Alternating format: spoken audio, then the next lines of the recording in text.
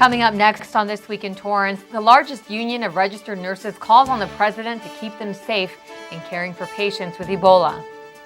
And a Torrance Assembly member earns national recognition from the front lines of eco-friendly transportation.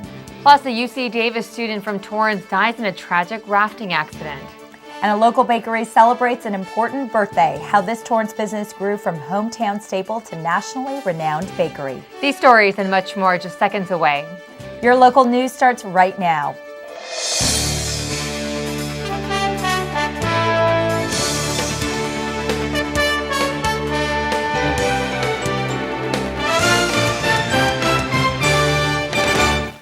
Hello, everyone, and welcome to This Week in Torrance. I'm Julie Chan. And I'm Chun. Thanks for joining us. Here are your top stories. A 20-year-old college student from Torrance tragically died in a Northern California rafting accident. Lisa Nakamaru, a 2012 graduate of South High, was a junior at UC Davis. She went rafting recently in Yolo County's Puda Creek with a friend. Nakamaru's friend made it to shore safely when their raft overturned in fast-moving waters, but Nakamaru was nowhere to be found. Later, 4 rafters discovered her body trapped underwater. She was pronounced dead when her body was recovered. Police say it didn't appear she was wearing a life vest or any other form of safety equipment. Torrance Assembly member El Marzouchi is getting statewide recognition thanks to his effort in supporting earth-friendly initiatives. The Alliance of Automobile Manufacturers Legislator of the Year award was given to Marzouchi as he authored legislation signed into law by Governor Brown. AB 2013 increased the number of Green Clean Air Vehicle stickers by 30,000 cars, allowing alternative fuel vehicles access to HOV lanes. Another bill authored by the Assemblyman is AB 2565, making it possible for many of those same vehicle owners to install their own electric vehicle charging systems at home. The Auto Alliance is a united auto industry advocacy group that represents 77% of all car and light truck sales in the United States. More on Torrance's place in the auto industry. Now, the locally based Lexus is offering a serious scholarship opportunity for students throughout the U.S. The 8th annual Lexus Eco Challenge invites middle school and high school students nationwide to come up with ways to improve the earth while making some serious money. Students in grades 6 through 12 are joining teams, finding an environmental issue that's important to them, and implementing it. Once they report the results, winning teams will be given $10,000 in scholarship and grant money to be split amongst the students, their teachers, and schools. Students have until December 8th to register. For more information, visit scholastic.com/Lexus. Honda Motor Company is recalling 43,000 Acura vehicles in the U.S. due to faulty seat belts. The automaker says the front seat belt might not release from the retracted position in extreme cold temperatures below zero. The recall includes the 2014 Acura RLX sedans, as well as the 2014 and 2015 MDX models. They say no injuries have been reported relating to the seat belts and will begin mailing notices to car owners in late October. Acura says owners can also check in if their car is covered by going to recalls.acura.com. The results of a National Nurses United survey are out concerning the preparedness of hospitals in dealing with the Ebola virus.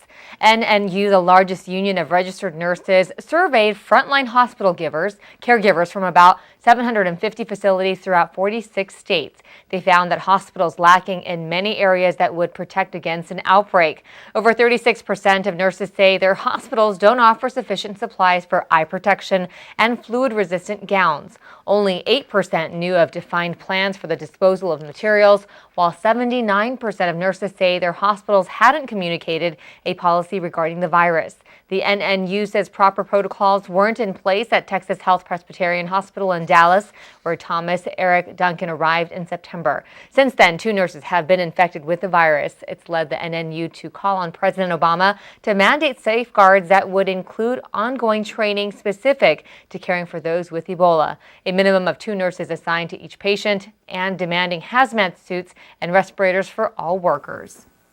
Locally, LA County doctors are calling for residents to help hospitals by getting their flu shots. They say with more vaccines given out to the public, hospitals can minimize the number of worried people with the same symptoms. The request comes on the heels of news from the World Health Organization that projected 10,000 new Ebola cases a week if the virus isn't contained by December. With relief on the hospital system, doctors can continue learning about and practicing proper treatment of anybody testing positive for the virus. The CDC has set protocol for treatment of diseases such as H1N1 and SARS, making area hospitals better prepared to handle this year's Ebola crisis. The same protocols are also designed to protect frontline doctors and nurses from being infected and spreading the virus as well. This week, more than 10 million people took part in the Great California Shakeout to prepare for the big one. In Southern California, more than 3,000 individuals, 2.25 million K-12 schools, districts, and universities, along with 161,000 businesses participated in the drill. According to the United States Geological Survey, the question is not if, but when Southern California will be hit by a major earthquake. The annual drill is an opportunity to practice safety and the familiar drop, cover, and hold on technique. It also encourages organizations and schools to update emergency preparedness plans, first aid kits, and securing your home or office to prevent damage and injuries. To learn more about the drill, visit shakeout.org. Good news going into the holidays. Gasoline prices in California could drop as much as 30 cents a gallon before Christmas.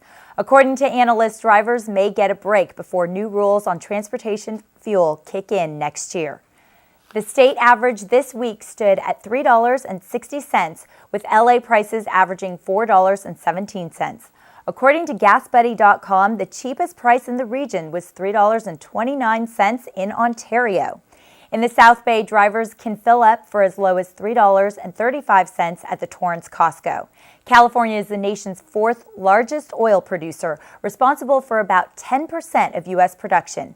Experts warn, enjoy the price break while you can, because when California's cap-and-trade law is applied to transportation fuels on January 1st, the cost at the pump could go up as much as 76 cents per gallon.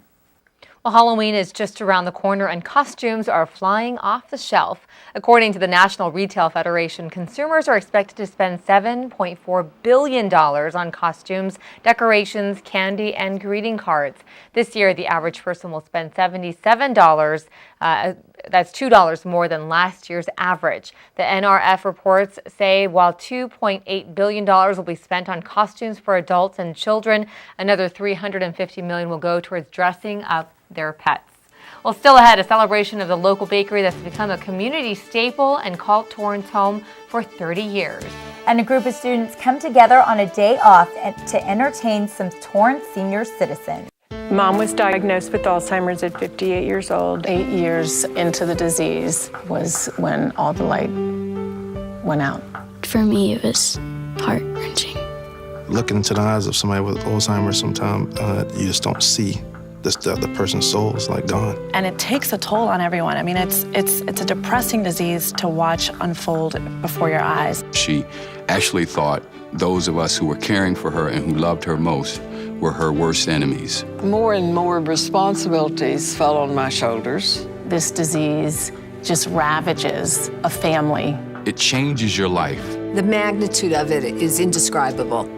My mother taught me to be in the moment. We have to live in the moment with them. And I'm going to be with that person right now in this moment, wherever she is. Now is the moment. If we work together, we can stop this epidemic. Contact Bright Focus and learn more. Torrance will be kicking off the new year by hosting a special celebrity event. On January 8th, NBA star Chris Paul's 2015 PBA Celebrity Invitational will take place at AMF Bowladrome Lanes. The agreement to bring the event to Torrance was announced by Professional Bowling Association's Commissioner Tom Clark and Bullmore AMF CEO Tom Shannon. Bullmore AMF is one of the most prominent operators of bowling centers in the U.S. The 6th Chris Paul PBA Celebrity Invitational presented by AMF will take place in Torrance's 40-lane facility. The event will feature several well-known celebrities and stars from the PBA Tour. It will air on Super Bowl Sunday right before the most watched television event of the year kicks off.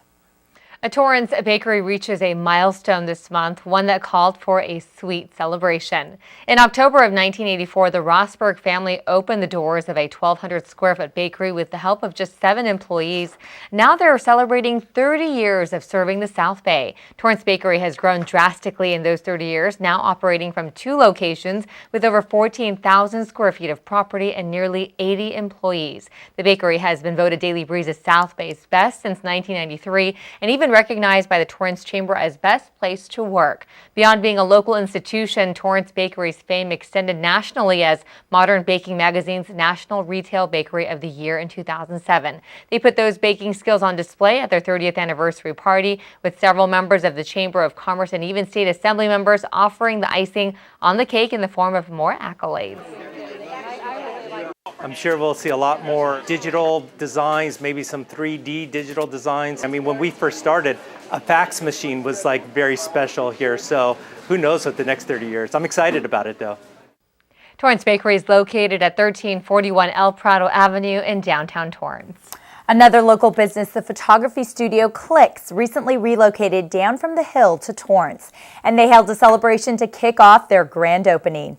Clicks, now located on Hawthorne Boulevard, specializes in portraits with everything from Christmas family photos to declaring themselves the go-to place for senior photos. They also advertise their services for on-location shoots such as dances and sporting events. Clicks owner Steve Coy celebrated the Torrance grand opening with support from other South Bay businesses, some in attendance as well as members of the Chamber of Commerce. It was the success of small Torrance businesses aided by the Chamber that he says influenced his decision to relocate.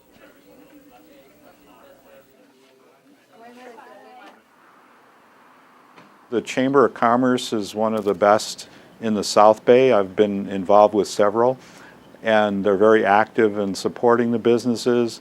It's just a very business-friendly community, and obviously there's a lot of people live in the area, and it seemed like it would be a good time for us to make a move, and so that's why we're here. We first opened 6 years ago up on the hill in Rolling Hills Estates, and over the years there I've been more involved off the hill actually with some of the chamber activities here in Torrance.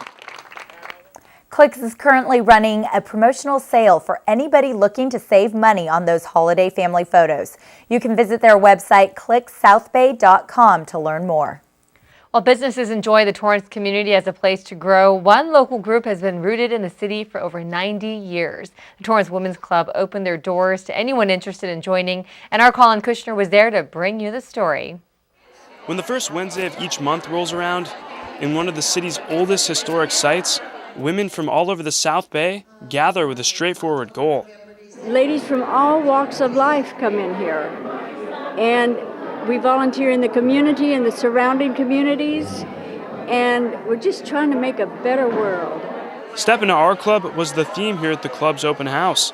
Both men and women learned about the involvement and impact Torrance Women's Club has in the South Bay community. Our fall festival last year brought in over $2,000, and that $2,000 went directly to the USO. Since 1921, the nonprofit group has actively held events, fundraisers, and volunteered their time to everything from charities to scholarship funds. With over 100 members currently, there's more than enough woman power to make an impact. Last year alone, the group donated over $30,000 in cash and material donations. Even something as simple as organizing to play cards becomes a philanthropic tool. With so much going on, it's hard to summarize the impact of this 93-year-old organization. Maybe the better question would be, what don't we do? We do a lot of service work for the community, especially in education. We do reading for them, and we just recently also participated in the Operation Teddy Bear, where they pack backpacks for over 1,100 students.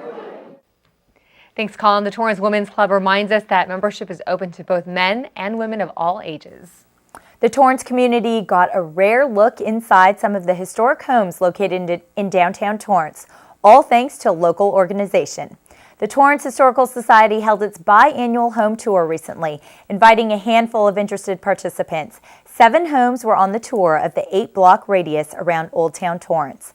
2 of those homes are over 100 years old, with one housing the same family for more than 70 years. The event also showcased a display in honor of Louis Zamperini at the Historical Society and Museum. The Del Amo Rotary Club was also on hand as a major sponsor for the unique event. It's our pleasure to, every 2 years, we have a check like this. We come down here and have one of our meetings right in the museum and get to learn a little bit more about Torrance, and especially with the whole Zamperini display today. The Torrance Historical Museum is free and open to the public. They're located at 1345 Post Avenue. The Torrance Youth Council set out to entertain seniors with a talent show. Laura Fong has the story on the group of students paying it forward with some tunes and dance moves. Although it was a student-free day, these teens dedicated their afternoon to a talent show that they put on at the Bartlett Senior Center. We typically have a really good turnout, and it's a way for them to, get a good lunch while they get some entertainment as well. Debbie Park is on the Torrance Youth Council, who sponsored this event. She was one of 24 student volunteers who put on their dancing shoes, belted out classics and top 40 hits, and showed off some of their many talents at the 5th annual showcase.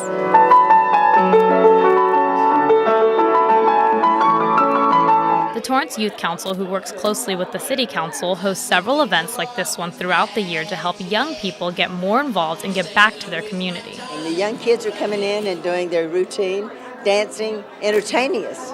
And so we're enjoying it. Shirley Cooper was one of the senior citizens who enjoyed the full-service entertainment as student volunteers served up taco salads for lunch and a whole lot of entertainment. I think putting young people and older people together is a good thing. It does good for both sides. We enjoy each other's company, get to know a little bit more about each other. It was a memorable day filled with good conversations and all kinds of entertainment. And for Park, she thinks this is a great way to give back. It's just one of the many ways that we like to give back to the community, and we'd like the youth to get involved in their city as well. For Torrance CitiCABLE, I'm Laura Fong. Thanks, Laura. The Torrance Youth Council's next big event will be their Christmas Boutique, a craft fair taking place at Wilson Park. It was a night of great food and fundraising thanks to the 19th annual Halloween Ball.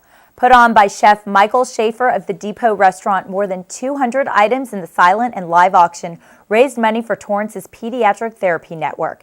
Tickets to the event were $125 and included a catered buffet from the Depot, beer, wine, and martinis, live music, and of course, a costume contest. With 850 people attending, many dressed up for the holiday. The evening even included an opportunity drawing for 7 nights in Tahiti, and more than $300,000 was raised. The recent IVET Career Fair is giving veterans the opportunity to find the right match for a potential employer. Laura Fong takes us inside. Most of the time I've just given my resume to a person, they'll say, well, we love vets, we hire vets, and I don't hear anything. Unlike a typical job fair, this IVET Career Networking Conference works hard to connect qualified veterans with open positions. IVET, short for Increasing Veteran Employment in Torrance, is put on by the Torrance Area Chamber of Commerce, who finds job openings, and the Employment Development Department, who works with veterans looking for jobs, including Marie Meldrew Buchanan, a 23-year Air Force veteran. You have a lot of skills that you develop in the military, and trying to find a niche or trying to find a job when you have so many skills can be very challenging. Veterans can find the transition from military service back to life at home very difficult, and even more difficult to put their skills onto a resume. Meldrew Buchanan was one of 25 pre-selected veterans who took part in job prep workshops and had scheduled interviews throughout the day with some of the 29 employers at the event. I'm a veteran myself, and I support the vets. They're having a hard time getting employment. Arnie Goldstein, the president of Postal Solutions, is looking to fill a part-time position. But since he believes so much in the program, he also offered to provide sandwiches, chips, and soda for the event, too. Carefully matching the right veteran with the right position. This event is all about making those connections. The veterans have such great skills and abilities that just need to be tweaked a little bit for the civilian labor market, and that's where this program came about. Brandon Matson is the Government Affairs Coordinator for the Torrance Chamber and is a 4-year Army veteran who served in Iraq. He says this program is twofold. It helps veterans and it gives employers access to a skilled workforce. And I've heard a lot of great feedback from the veterans that they already have second interviews lined up. Some of them have been offered positions. And thanks to this program, Muldrew Buchanan is one of those veterans on the road to her second career. Most of the companies that I've spoken to, they said, these are skills that we need, the skills that we want. Go ahead and we'll fill out an application and we'll take it from there. There's a potential employment with one. Actually, there's a potential employment with two of them. So, we'll see how that goes. For Torrance City Cable, I'm Laura Fong. Thanks, Laura. Nearly 150 veterans from all over Southern California attended the conference. Well, still ahead, emergency response teams give Torrance educators a realistic crash course in school shooting safety. Introducing a breakthrough in time management technology. A whole new day of the week. It's called Someday. Ingenious. Perhaps someday you are going to go skydiving. Enter a hot dog eating contest. Maybe ride a mechanical bull. Now it's on the calendar. You may want to retire someday. Ready for that? You'll really want this. A My Social Security account at socialsecurity.gov. You can estimate your future benefits, plan for your retirement, and how to save for it. If you already receive benefits, you can manage them online. Millions of people already have a My Social Security account. In fact, someone opens one about every 6 seconds. Get yours today, because someday is here at socialsecurity.gov.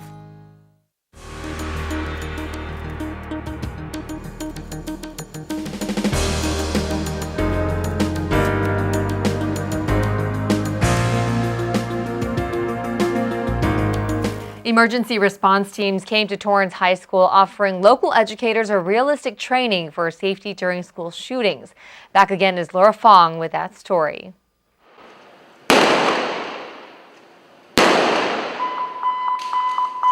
For a terrifying minute and a half, a gunman took over the halls of Torrance High School as educators and city council members watched and waited in fear. Hey, suspects down, suspects down!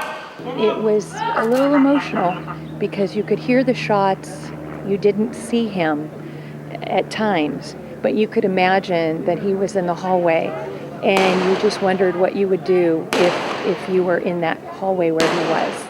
Lisa Jones, the assistant principal at Jefferson Middle School, was one of 120 Unified School District members to participate in this event put on by the Torrance Police Department called Safety Awareness for Educators, or SAFE. We have to remember that unfortunately there are people in the world, in our society now, that are capable of doing something like this. It's hard to imagine, but it's important to be prepared for the possibility of a gunman on campus. Today, Torrance Police Department gave school staff an inside look into what happens behind the scenes. Everyone was broken up into small learning groups to see different elements of the response, including the triage station for victims, the armed rescue vehicle, and the command post where fire and police work together. It takes a lot of planning on the part of the police department, the fire department, Torrance Unified School District, and the city of Torrance to actually pull this off. School Superintendent George Mannon says this safety event has been in the works since February. It's something we really don't want to think about, a catastrophe, a tragedy on a school campus, but we need to live in the real world where these kinds of things actually do occur. So we need to have a plan in case that something does happen. And one big part of planning is teaching people how to protect students and themselves from the shooter. One lesson City Councilman Kurt Wiedemann is walking away with is the importance of shelter in place. Don't go down those open hallways. It's better to stay inside, whereas intuitively, you want to go and escape. Police department hope to increase knowledge, which they say increases confidence to be decisive in the moment. The number one lesson for Jones today was to be proactive and be prepared. It was comforting to know what the police and fire would be doing to support us, to just keep everybody safe. For Torrance City Cable, I'm Laura Fong. Thanks, Laura. There were about 60 officers present at the training and 40 actors brought on as victims. Torrance PD and the school district plan to have future trainings of other scenarios like this. Torrance Memorial Medical Center held their Prescription Take Back Day for unused prescription drugs. The event was held in cooperation with several other groups, including Torrance PD, offering people the chance to turn in unused or expired medications. Even over-the-counter drugs were accepted at the prescription take-back in an effort to prevent prescription drug abuse. People don't know that you're not just supposed to throw your medications in the trash can or down the toilet. It's not safe for the environment. And also what we know is that any medication that's left out there becomes subject to abuse. And this is really one of the missions in terms of drug prevention through our Thelma McMillan Center for Alcohol and Drug Treatment. Opening day for the Lundquist Tower at Torrance Memorial is just a month away. The hospital staff there ran a test drive of the facility to make sure everything is ready for the big day. Laura Fong tells us more. A lot of people come really scared and they don't know what's wrong with them. And so the last thing they need when they're coming into a hospital to be taken care of is people looking like they don't know what they're doing.